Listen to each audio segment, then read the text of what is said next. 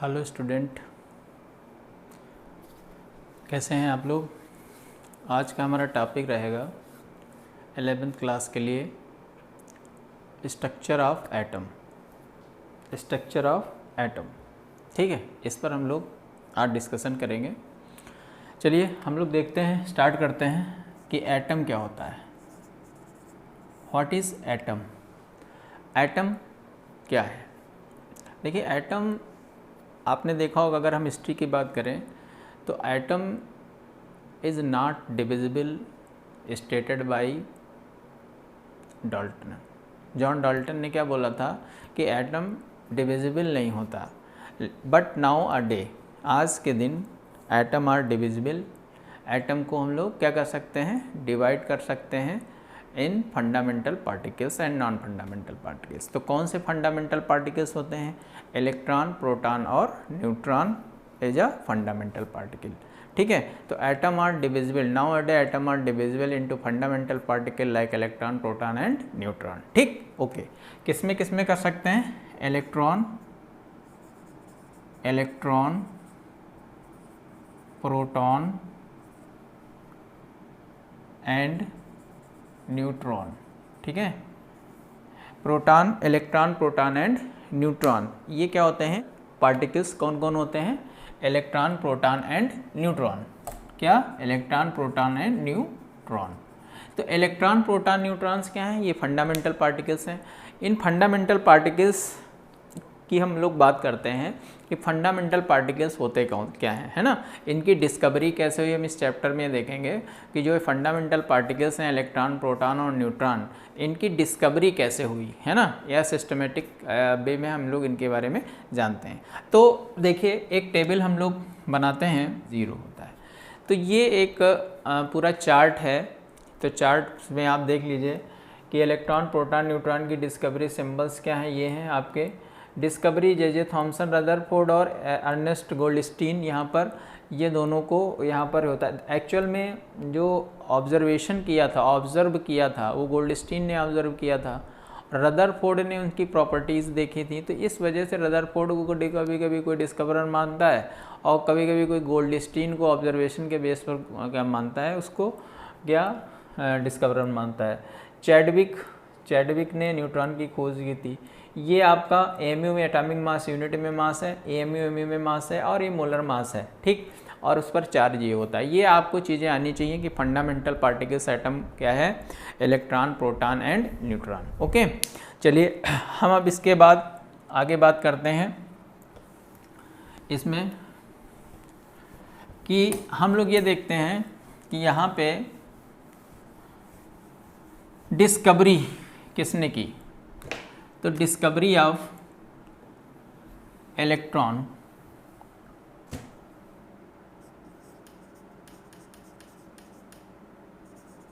Discovery of electron, या फिर हम लोग क्या कहते हैं, cathode rays, cathode rays, discovery of cathode rays, है ना। कैथोड रे की डिस्कवरी किसने की? कैथोड रे, या फिर हम बात करते हैं उसकी डिस्कवरी ऑफ इलेक्ट्रॉन। देखिए, सबसे पहले इलेक्ट्रॉन, प्रोटॉन, न्यूट्रॉन, इनकी हम लोग डिस्कवरी किस टाइप में की गई, इसके बारे में हम लोग एक चीज़ समझते हैं। देखिए, एक डिस्चार्ज ट्यूब ली साइंटिस्ट ने। देखिए, एक ग्लास की बनी हुई एक ट्यूब होती है, आप इसको समझ लीजिए पूरा कॉन्सेप्ट।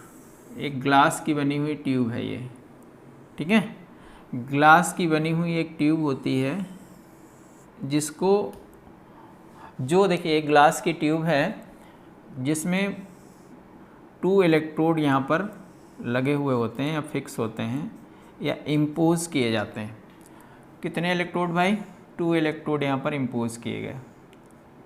तो वे इलेक्ट्रोड कौन कौन से होंगे? यहाँ पर एक तो ये और अदर ये आपका क्या होगा, कैथोड। बोलो भाई, ये निगेटिव होगा और ये क्या होगा, एनोड। ये क्या होगा, पॉजिटिव।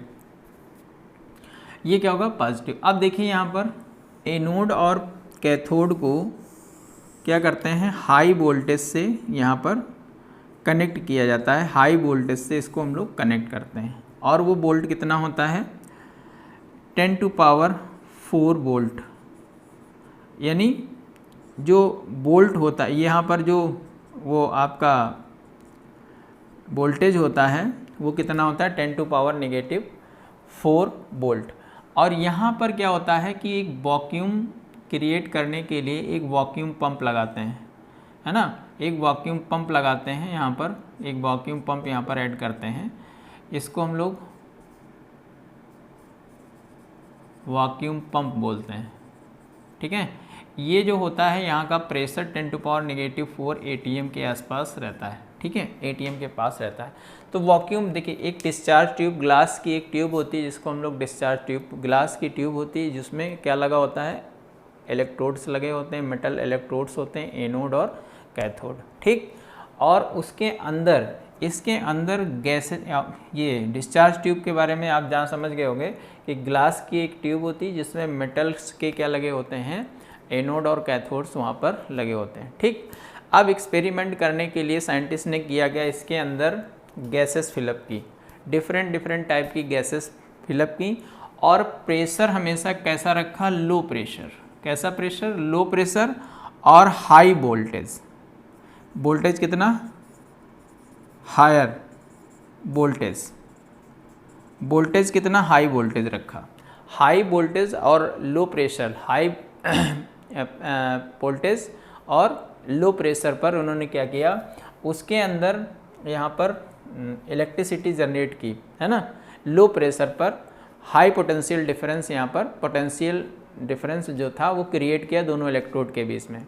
तो यहाँ पर क्या हुआ, गैसेस थी, तो गैसें जो यहाँ पर गैस जो फिलअप होती है डिस्चार्ज ट्यूब के अंदर, तो गैसेस जो फिलअप होती हैं उसमें होता क्या है कि देखिए, नॉर्मल कंडीशन में गैसेस क्या होती हैं, गैसेस में इलेक्ट्रिक कंडक्टिविटी नहीं होती है। गैसेस के बीच में हायर वोल्टेज की नीड क्यों हुई, क्योंकि वहाँ पर इलेक्ट्रिसिटी जनरेट नहीं होगी, है ना, क्योंकि वो क्या होती हैं, बैड कंडक्टर होती हैं, इंसुलेटर भी कह सकते हैं। तो इस वजह से हाई वोल्टेज, और प्रेशर क्या होता है, गैस के ऊपर डिपेंड करता है कि कितना प्रेशर हमको यहाँ पर रखना है। जिस हिसाब से गैस होती है उस हिसाब से हम लोग वैक्यूम पंप के थ्रू वहाँ पर प्रेशर मेंटेन करते हैं। ठीक है, तो प्रेशर उसके अकॉर्डिंग होता है, और वोल्टेज यहाँ पर हाई वोल्टेज रहता है, जिसकी वजह से क्या होता है कि यहाँ पर हाई पोटेंशियल डिफरेंस जब जनरेट होता है तो इलेक्ट्रिसिटी यहाँ पर वो कंडक्टर की तरह, जो एयर होती है वो कंडक्टर की तरह वर्क करती है। एक्चुअल में होता ये है, जब पोटेंशियल डिफरेंस करते हैं तो यहाँ पर क्या होता है कि जो गैसेस होती हैं, ये गैसेस ये आयोनाइज हो जाती हैं, आयोनाइजेस हो जाती हैं, गैसेस आयोनाइज होती हैं, यानी आयंस, ये गैसेस किसके फॉर्म में आ जाती हैं, आयंस के फॉर्म में। तो आयंस के फॉर्म में जब आती हैं तो यहाँ पर देखिए ये नेगेटिव है, तो यहाँ पॉजिटिव वाला इसके ऊपर आकर के कैथोड पर स्ट्राइक करेगा।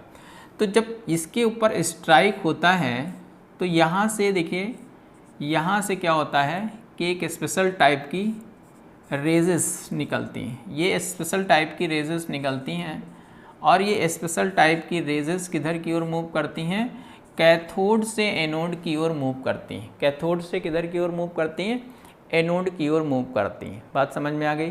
When higher potential difference are applied between anode and cathode, then not visible rays, है ना, आर सब्जेक्टेड टूवर्ड्स कैथोड। और यहाँ पर एक जिंक सल्फाइड का, अगर हम लोग एक इसके पीछे एक, अगर हम लोग एक वो लगा दें जिंक सल्फाइड का, यहाँ पर स्क्रीन लगा दें जिंक सल्फाइड की, तो यहाँ पर ये स्ट्राइक करके यहाँ पर क्या करती हैं कि एक स्पेशल टाइप के स्पॉट्स छोड़ती हैं, है ना, स्पॉट्स देती हैं, जिससे ये प्रूफ होता है कि यहाँ पर आकर के इम्पैक्ट करती हैं, जिंक सल्फाइड का वो लगाते हैं। तो ये क्या था कि यहाँ पर एक टाइप की रेज निकलती हैं, इन्हीं को हम लोग, ये जो रेज हैं इन्हीं को हम लोग क्या बोलते हैं, कैथोड रेज। क्या बोलते हैं, कैथोड रेज। और ये कैथोड रेज जो होती हैं इनको हम लोग क्या बोलते हैं, कैथोड रेज। इलेक्ट्रॉन की बात बाद में आई, सबसे पहले क्या आया कि कैथोड रेज क्या होती हैं, इनको हम लोग क्या कहते हैं, कैथोड रेज बोलते हैं। ठीक, तो इसको ऑब्जर्व किसने किया था, जूलियस प्लकर ने। जूलियस प्लकर ये एक साइंटिस्ट थे जूलियस प्लकर। इन्होंने एक एक्सपेरिमेंट, जूलियस प्लकर थे और क्रॉक्स थे, है ना, इसलिए इसको क्रॉक्स ट्यूब भी बोला जाता है। क्रॉक्स थे, इन्होंने क्या किया, एक एक्सपेरिमेंट किया है, ऑब्जर्वेशन शुरुआत इन्होंने ही लोगों ने की थी। ये ऑब्जर्वेशन करके इन्होंने कहा कि एक टाइप की रेजेस होती हैं जो कैथोड से एनोड की ओर मूव करती हैं, इसी को कैथोड रेज बोल दिया गया। फिर उसके बाद ये आया कि कैथोड रेज की जो प्रॉपर्टीज़ थी, कैथोड रे की जो प्रॉपर्टीज़ थी, कैरेक्टरिस्टिक प्रॉपर्टीज़, उसका जो स्टडी किया वो किसने किया, वो किया था आपके जे थॉमसन ने। इसीलिए उनको डिस्कवरर का जो वो था, जो श्रेय था वो किसको दे दिया गया, जे थॉमसन को दे दिया गया। चलिए देखते हैं ये इसके क्या कैरेक्टरिस्टिक प्रॉपर्टीज़ हैं। सबसे पहले जो मेन प्रॉपर्टीज़ थी, मेन जो प्रॉपर्टी थी वो क्या थी, यहाँ पर मेन प्रॉपर्टी थी कि it is made up of टिनी particle. Cathode rays किससे बनी होती हैं, टिनी पार्टिकल से बनी होती हैं, ठीक है। और ये जो टिनी पार्टिकल्स होते हैं, tiny particle are negatively charge. ये टिनी पार्टिकल कैसे होते हैं, निगेटिव चार्ज होते हैं, जिसे क्या बोला जाता है, are called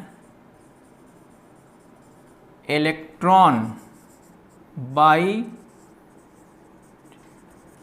stony, STONEY। Stoney एक साइंटिस्ट थे जिन्होंने टर्म इलेक्ट्रॉन दिया, बोला कि ये जो टिनी पार्टिकल्स हैं ये क्या होते हैं, इलेक्ट्रॉन्स होते हैं, ठीक।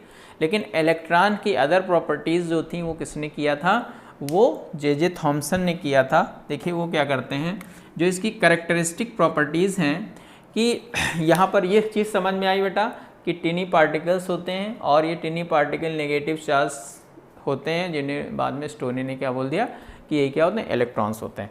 अब हम बात करते हैं इसमें कि जो करेक्टर, ये तो मेन प्रॉपर्टीज़ थी। देखिए अब यहाँ पर देखिए हम बात करते हैं अगर कि जो आपका इसकी मेन कैरेक्टरिस्टिक्स क्या हैं, तो ये देखो जो एनोड रेज होती हैं स्ट्रेट लाइन मूव करती हैं, क्या स्ट्रेट लाइन में मूव करेंगी।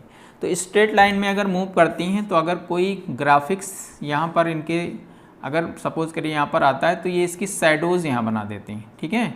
यहाँ क्या बनाएंगी, इसकी शैडो बनाती हैं, ठीक। तो शैडो जैसे सनलाइट आती है आपके ऊपर पड़ती है, शैडो बनता है, तो सनलाइट माना जाता है स्ट्रेट लाइन चलती, तो इसीलिए ये कैसे स्ट्रेट लाइन में मूव करती हैं, तो इस वजह से ये क्या होती हैं, स्ट्रेट लाइन मूव करती हैं। इसका प्रूफ है कि ये शैडोज होती हैं, ठीक है। नेक्स्ट है ये एक्स रेज जनरेट करती हैं, क्या, एक्स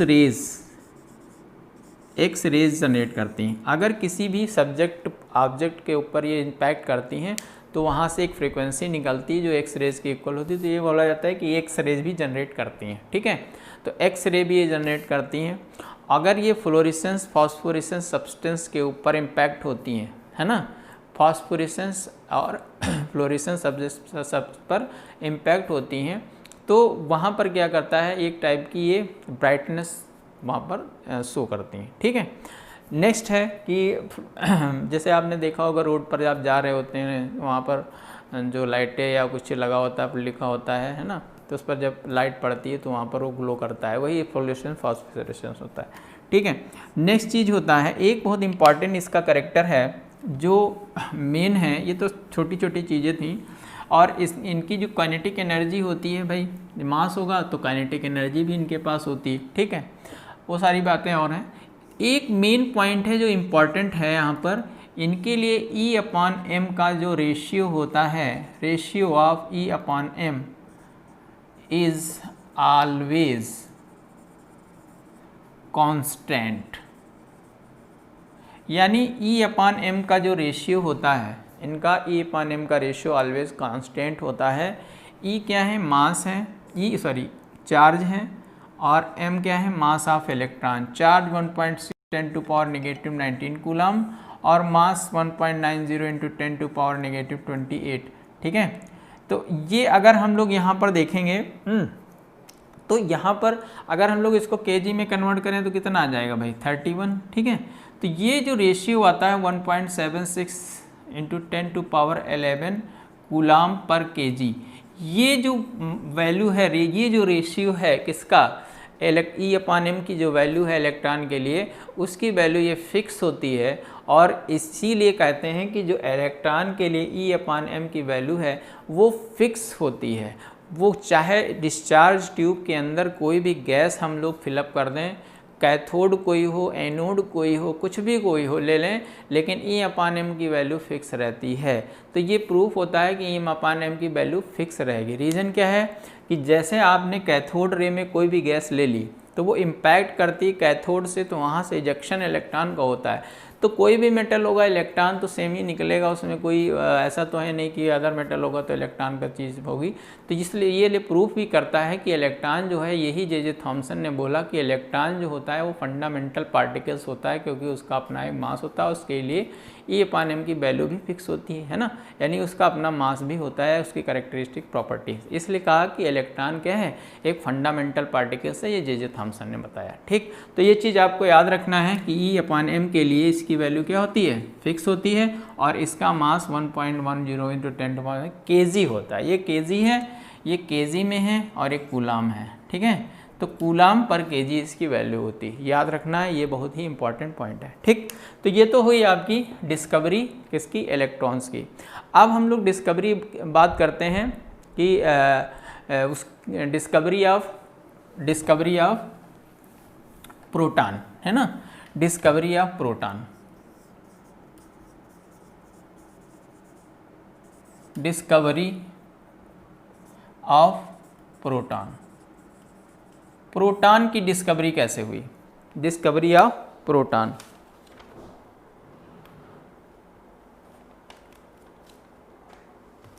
डिस्कवरी ऑफ प्रोटॉन, देखिए डिस्कवरी ऑफ प्रोटॉन में भी वही चीज़ है कि एक डिस्चार्ज ट्यूब यहाँ पर ली जाती थी, सेम एक्सपेरिमेंट वही था, ये एनोड है, ये कैथोड है, ठीक है, उतना ही प्रेशर और वो टेम्परेचर वही सारा मेंटेन यहाँ पर वैक्यूम पंप। एक्चुअल में हुआ क्या, साइंटिस्ट ने ये देखा कि अगर सेम एक्सपेरिमेंट अगर हम अगेन रिपीट कराते हैं तो उन्होंने यही देखा होगा, ऑब्जर्वेशन यहाँ पर हुआ कि जब कैथोड रे जनरेट होती थी उसके साइमल्टेनियसली एक अदर रेज अपोजिट डायरेक्शन में भी जनरेट होती थी, ठीक है। तो उसको ऑब्जर्व किया गया, तो वहाँ पर ये ऑब्जर्व किया गया कि एक परफोरेटेड कैथोड ले लिया, कैसा, ये कैसा कैथोड, एक परफोरेटेड कैथोड था, एनोड ऐसे ही था। तो यहाँ पर देखा कि एक टाइप की स्पेशल टाइप की रेस इधर से इधर की ओर भी मूव करती हैं, एनोड से कैथोड की सेम एक्सपेरिमेंट में जैसे हम लगाते हैं, ऐसा नहीं कि वो अलग करेंगी, एक टाइप की जो रेज थी उधर जनरेट होंगी, और वो कैसी होंगी, पॉजिटिवली चार्ज होंगी, कैसी होंगी भाई, पॉजिटिव चार्ज होंगी, कैसी होंगी, पॉजिटिव चार्ज होंगी, ठीक। तो ये पॉजिटिवली चार्ज होती हैं और ये यहाँ से मूव करके आकर के यहाँ पर स्ट्राइक करती हैं और ग्रीन कलर का एक टाइप का फ्लोरेसेंस शो करती हैं, चमक शो करती हैं, ठीक। तो ये जो रेजेस थी इनको हम लोगों ने कहा कि ये क्या है, एनोड रेज हैं। क्यों, क्योंकि ये एनोड से कैथोड की ओर मूव कर रही हैं, ठीक है, इसलिए इनको एनोड रे बोला गया। या इसको हम लोग केनाल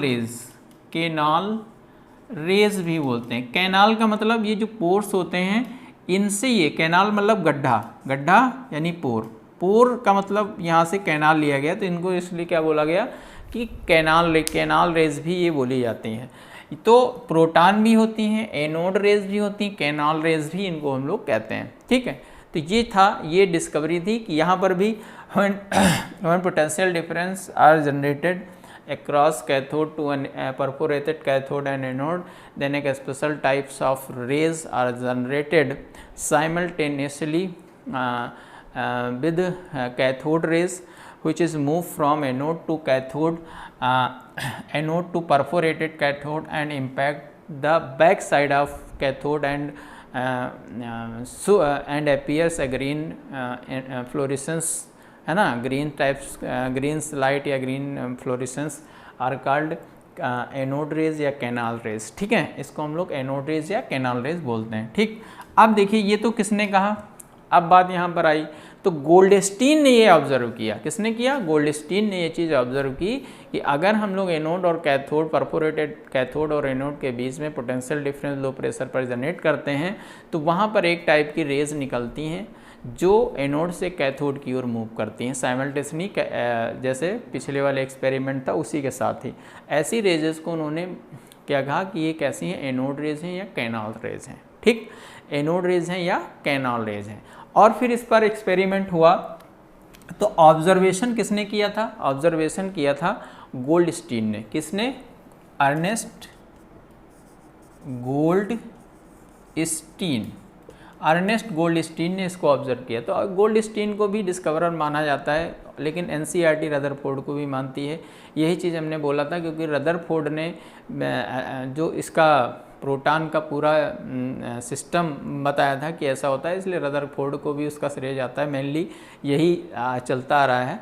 तो खैर, आप लोग जैसा भी होगा, अगर आप एनसीईआरटी वाले हैं तो रदरफोर्ड की बात करेंगे, कंपटीशन में गोल्डस्टीन, मेरे हिसाब से गोल्डस्टीन ऑप्शन मानिएगा आप। ठीक है, चलिए अब यहाँ पर हम बात करते हैं कि ये, अब देखिए यहाँ पर इसकी कैरेक्टरिस्टिक प्रॉपर्टीज़ क्या होंगी।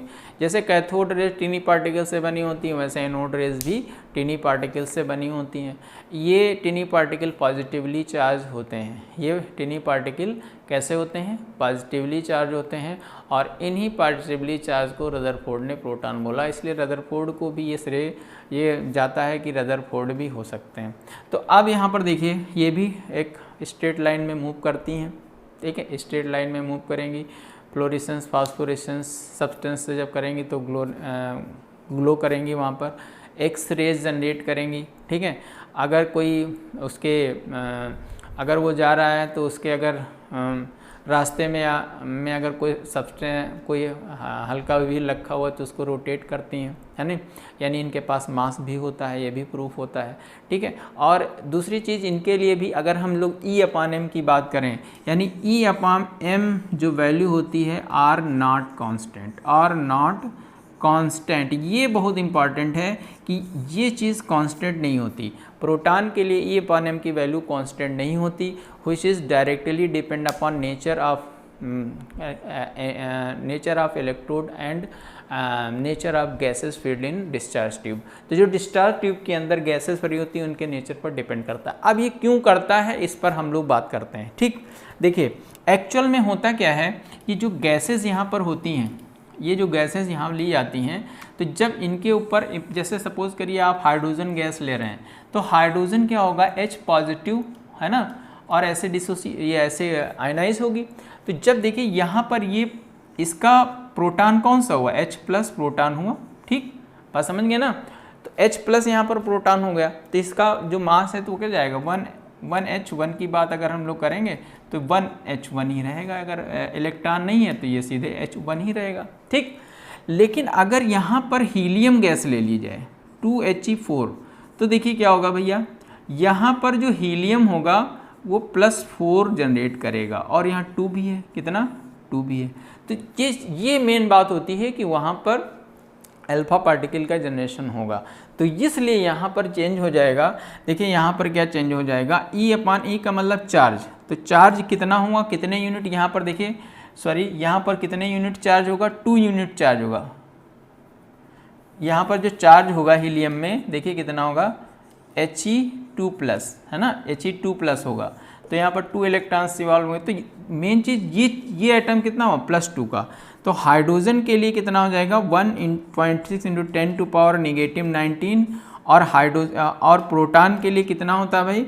1.6726 × 10⁻24 ये होता है।